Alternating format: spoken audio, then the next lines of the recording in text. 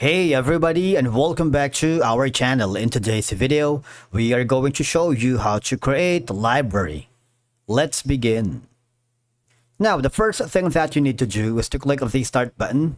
If this is your first time in Droyo, just follow the on-screen instructions and you're good to go.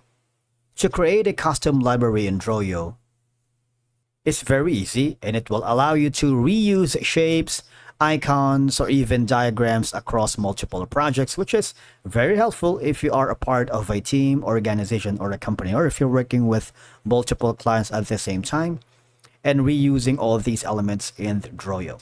Now, the first thing that you need to do is once you open the Droyo app on your desktop or go to the apps.diagrams.net, I want you to click the following options. Go to the file section on the upper left corner. There is an option that says new library. Now, we have a separate video that you might want to check in our channel on how to authorize Google Drive here in Droyo. If you watch that, you'd be able to know that you can authorize these platforms without any problem, so they can work seamlessly together.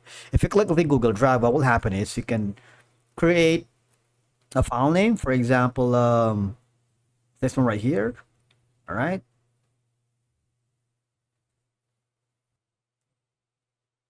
This is going to be the file name. Click on save. Now, if you do this, you would notice that you have an option to export files, import files, and add images. All right, so you have all these. But for now, we're going to rename this as our new library. Click on save. If you want to pick folder, just click the root folder. Inserting. All right, so here, there you go.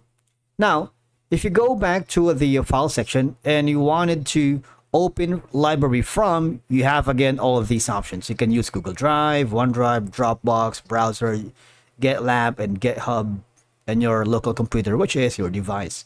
For example, now if you click that, you would notice I have now the access to the library. If I do that, I should be able to have an option here to select the file, which will give me this. All right. Not only that, I also have the option to upload or reuse any file from here. For example, an image. Let me click on it. So there goes my image. All right. So basically, that's how you create libraries here in Droyo. It's a lot easier because if you do that, you can always reuse the custom components across multiple projects, ensuring efficiency. All right. Let me try importing again the image because I'm not satisfied. All right. So Google Drive, I'm going to click on the library and click the image right here and click on select. And as you can see, the file has been successfully imported from the library, which speeds up the diagram creation by providing quick access to the commonly used elements.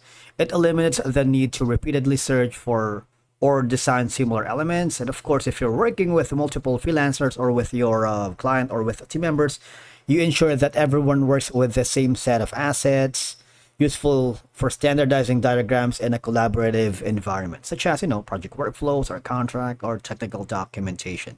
And from here, you have options to share this again to your client. Send this link right here by clicking this button. All right. Takes a little while. If you skip that, you just click the authorize option. And of course, you can also have the option to export these into different file formats like PNG, JPEG, WebP, and PDF. All right. Thank you so much for watching. We will see you again in the next video.